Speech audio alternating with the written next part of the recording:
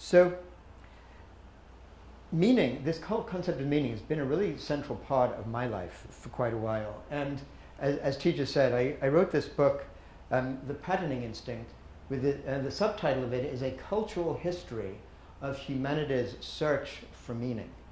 And it's a book that got published just a couple of years ago, and it looks at all the different ways in which different cultures have basically structured meaning into, or patterned meaning into the universe from the earliest times, from when our ancestors were hunter-gatherers to when farming began, agriculture about 10,000 years ago, and how that changed a sense of meaning, and then how in modern times, with the scientific revolution the last few hundred years, a different way of making meaning from life has emerged.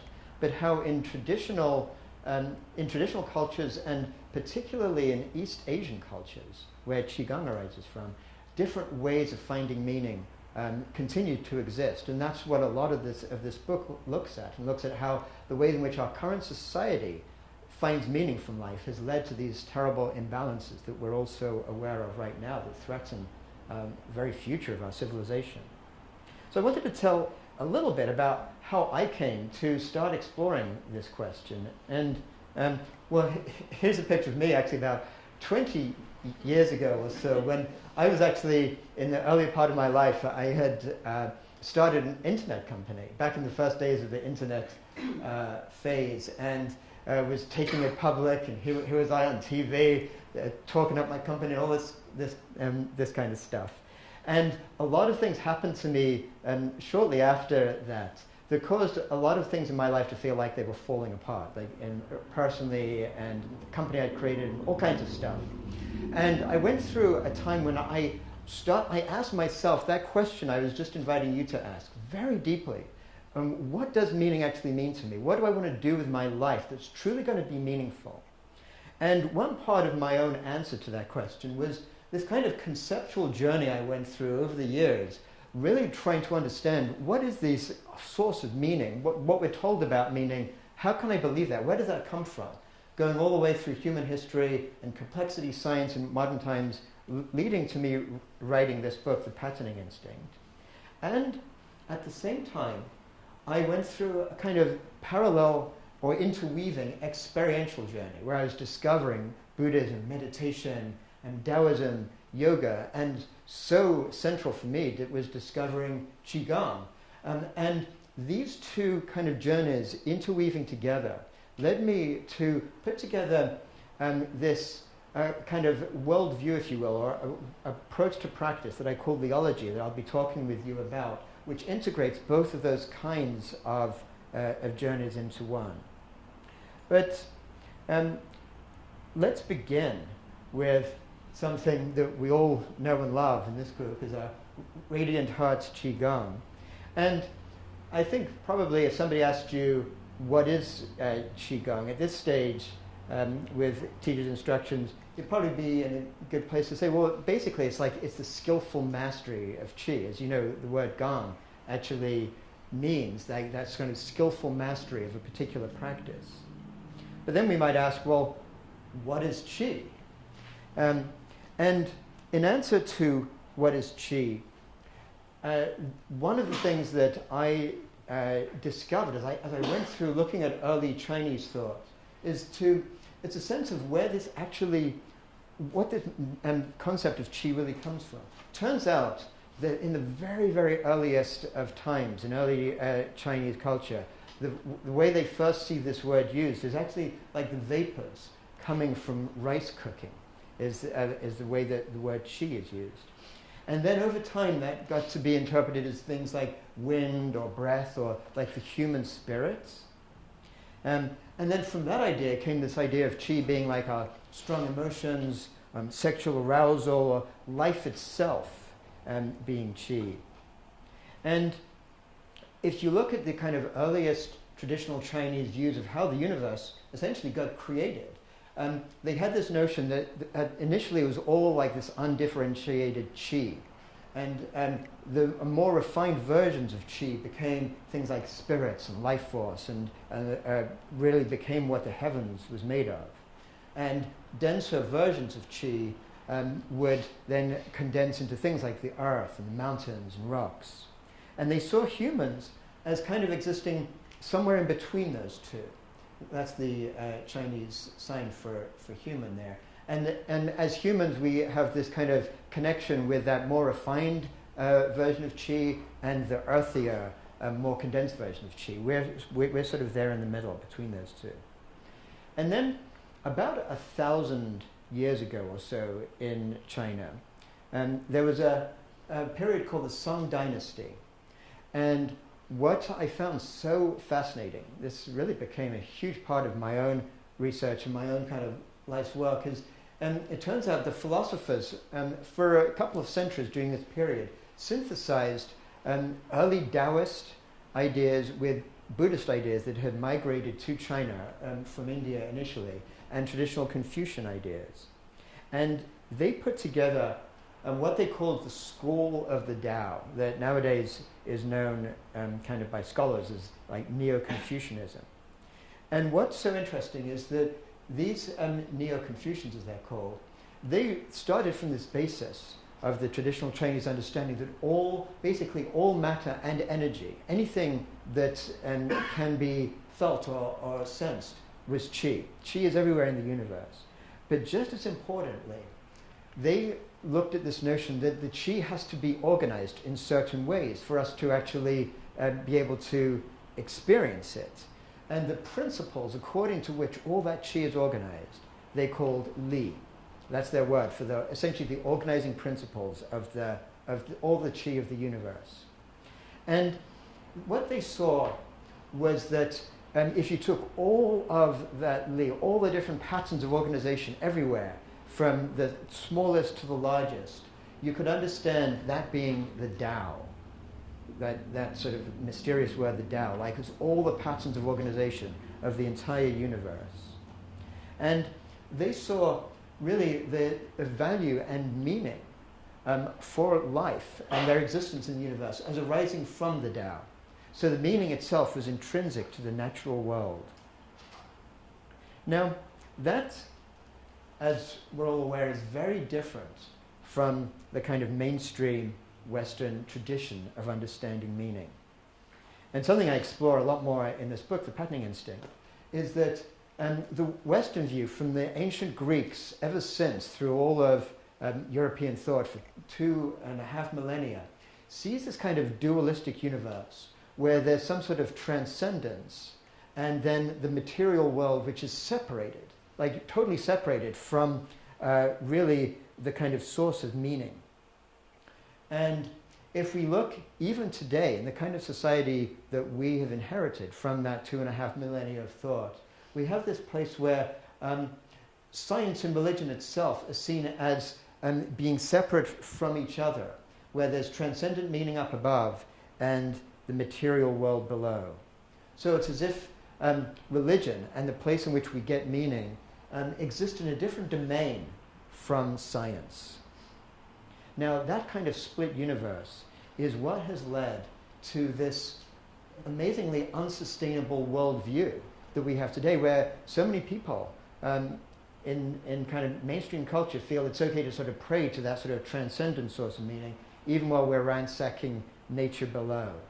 And that kind of separation of meaning from our earth itself is what has led to so many of the things we're experiencing, where our society is just ransacking the earth at this totally unsustainable rate, and even to the point of creating this kind of climate breakdown, where they're also ransacking other populations in order to just sort of maintain their own lifestyle.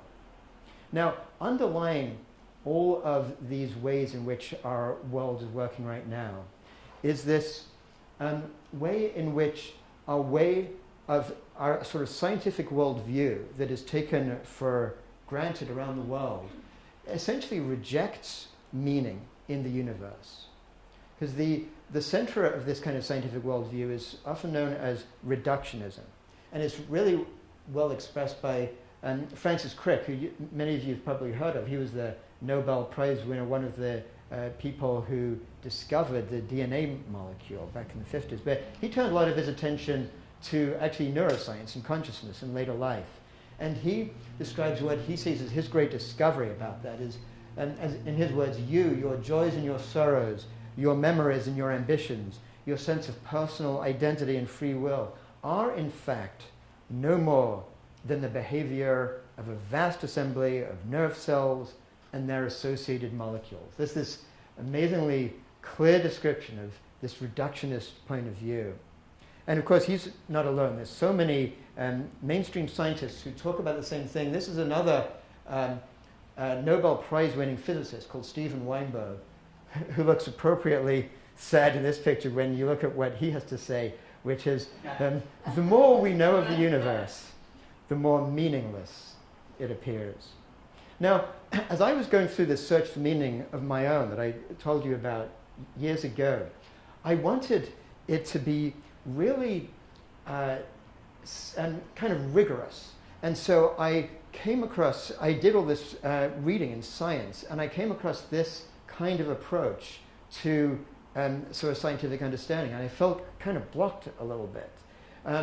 Because for me, what I was looking for was a source of meaning that was coherent, so that didn't require great leaps of faith. I wasn't going to just listen to somebody tell me, don't worry, there's a God or there's some force out there, you can just trust me, you can believe in it. I wanted to really have a sense of why I could.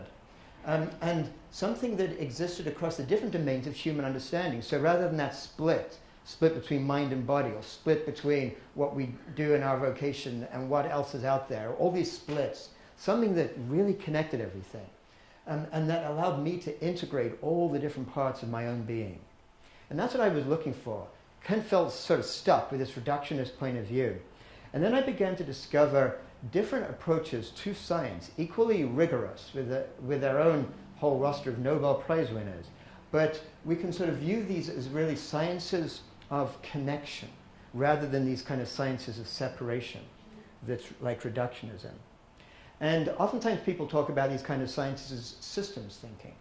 And you might have come across these in your own life at different times. There's systems biology, complexity science, chaos theory. These are all different aspects of this science that looks at the connection between things. And what these sciences all have in common is this recognition that everything in the whole of life is connected, but oftentimes in non-linear ways.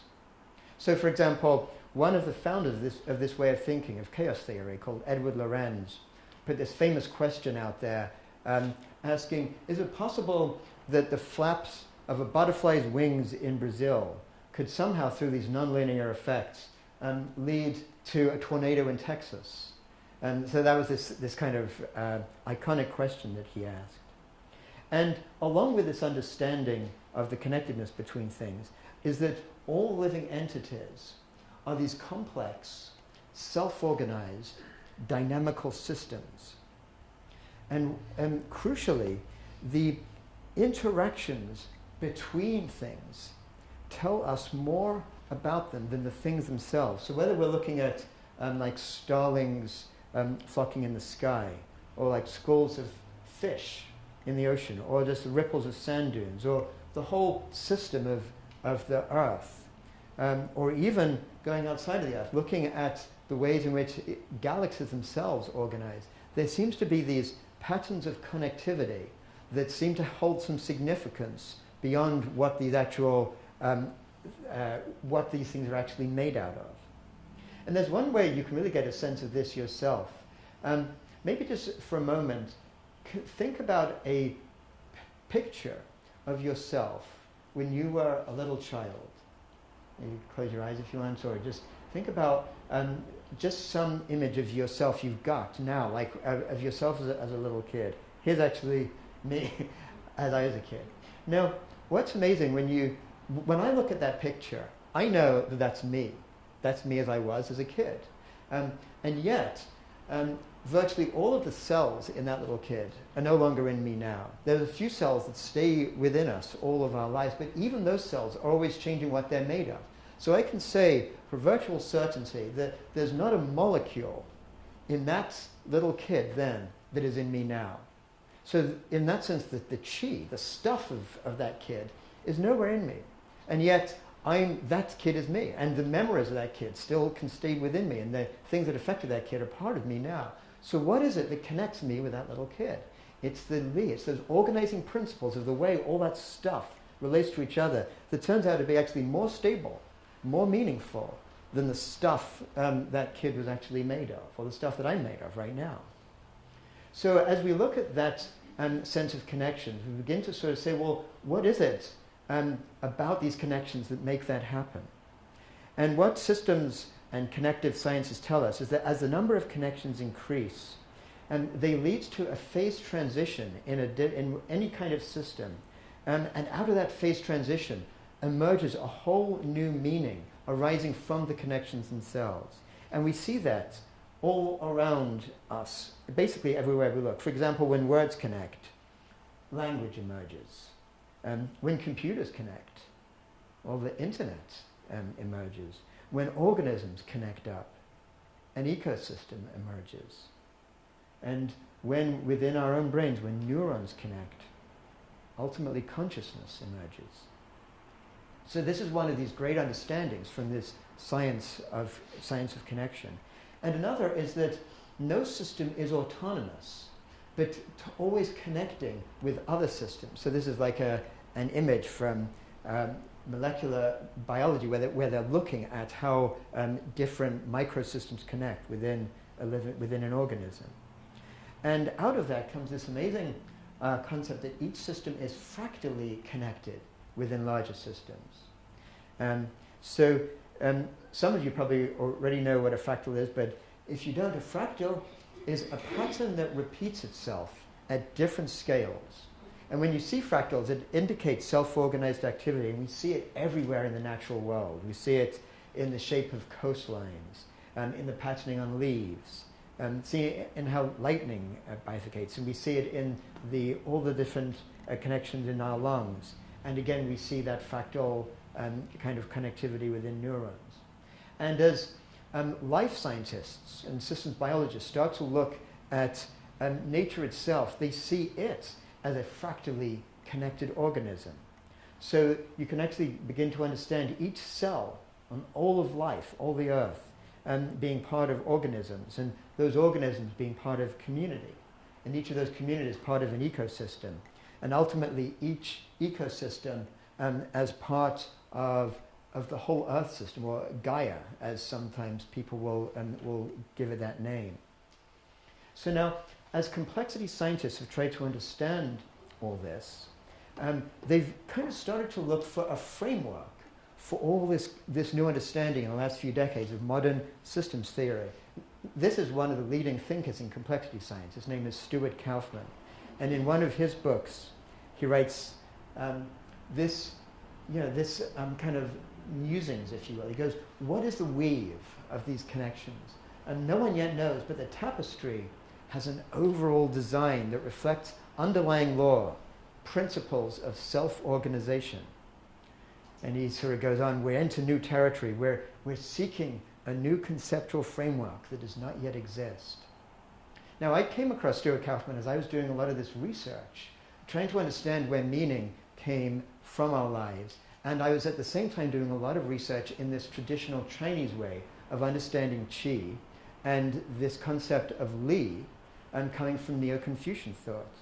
And I began to realize that as Stuart Kauffman was asking this question, really about 1,000 years ago, these Neo-Confucian sages, here's one called Cheng Yi was his name, were answering that question when they were describing the Li, these connecting principles. So this one sage was said 1,000 years earlier, all things can be understood by their Li. As there are things, there must be principles of their being. Everything must have its Li. So this takes us to this question then about what actually, what is Li? Like, how do we understand Li in our lives right now, in a kind of modern interpretation? So we can understand Li really as being like the organizing principles of the natural world. We can see them as really being the ever-moving, ever-present set of patterns which flow through everything in nature and in all our perceptions of the world, including our own consciousness. And very importantly, they're not fixed patterns. They're these like dynamic patterns. So they're patterns really in space and patterns in time. And what I find so fascinating about this is that these Li can be understood through this kind of rigorous mathematical approach from something like complexity science, and also understood through the traditional wisdom of East Asian practices. So another way of kind of getting at Li to sort of understand it a little bit more is it describes really how we connect. So if any of you have a cat at home, and you can imagine this moment when you're walking across the room and your cat's like sleeping there, and you want to like touch the cat that you love. And when you're doing that, we can think of your hand and the physical touch and the cat's physical being as being like the qi, the matter and the energy of your hand and the matter of the qi.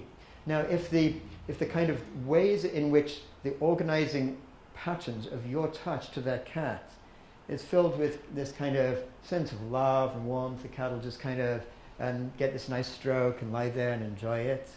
But suppose you just got off the phone, you had a stressful conversation, and as you walk by, you want to touch that cat, but you're sort of transmitting more of a stressful qi instead. Well, you might get a different kind of reaction than you were expecting, because the cat picks up that different Li, that different sort of way in which the qi is being transmitted. And in a sense, we can understand Liology as really like this investigation into discovering, kind of seeing and experiencing those kinds of vibrations that are happening all around us in life, but are not necessarily obvious in our sort of mainstream worldview. So in a sense, Liology represents a fusion of that sort of traditional wisdom from, say, Neo-Confucian thought, along with modern scientific understanding. It's really about understanding our connectedness within ourselves, connectedness with others, and connectedness with the world. So we can think of Liology like a framework for experiencing life in an integrated, embodied, and connected manner. And the concept of Liology is really like a practice. It's this practice of actually integrating that meaning throughout one's life, with the recognition that the most profound meaning in life arises from our intrinsic connectedness. Connectedness with every cell and integrated system within our own bodies, and connectedness with every living entity in the natural world that we're embedded in. And that connectedness carries with it implications. That really everything you do in your life creates these Li ripples which affect everything else in the universe. So there's this kind of fundamental principle, if you will, of the ultimate connectivity of everything in the universe. And as you begin to sort of ponder that, you sort of get to realize that really it's like we exist in an ocean of Li, where each of us are continually being reformed by the Li ripples of those around us, even while our Li ripples are simultaneously reforming other people. So those Li ripples can begin within each of us, and they extend through the world. And equally importantly, they extend through our society. So this kind of approach of Liology really helps us to connect the different parts of our human experience, really in this kind of network of meaning, whether it's in our vocation, or in our family, or close relationships, or engagement with community, or just doing our day-to-day activities, or our internal experience. And it enables us to start looking at how all these things connect up, and how meaning arises from all of that stuff together. And the practice of Liology begins with core values. One is the recognition of our connectedness, which really we can understand with the simple word love. That love is really the recognition of our connectedness. And then there's this embodied experience, this physical embodied experience of our connectedness.